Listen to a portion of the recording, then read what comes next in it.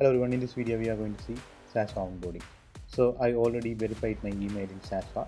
So I am going to the profile. So in the profile I just click login with Facebook. So this is the embedded signup pop-up. I just click continue. So here I need to choose the business portfolio and the WhatsApp business account. So I am choosing the create WhatsApp business account. I just click next. The name and the category. So in the category I am choosing other, and the country and the website, so and the time zone. So in the website you need to understand, if you place any of the website should contain the privacy policy and terms and conditions. In case if you don't have any website, make sure to give the Facebook page. So here I'm going to choose the second option, add a new number, because if I choose the user display name only, that won't work after I configure.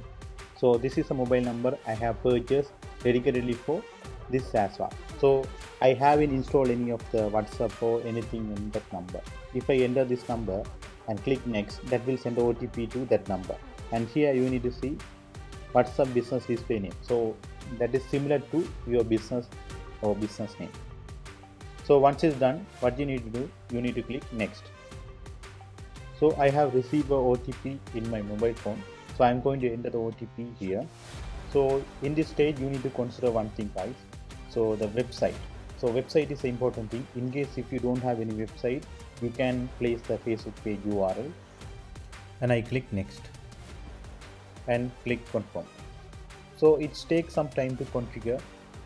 So you need to wait for that configuration.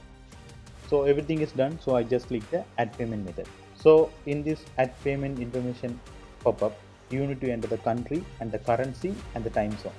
So once it's done, what you need to do, you need to click next.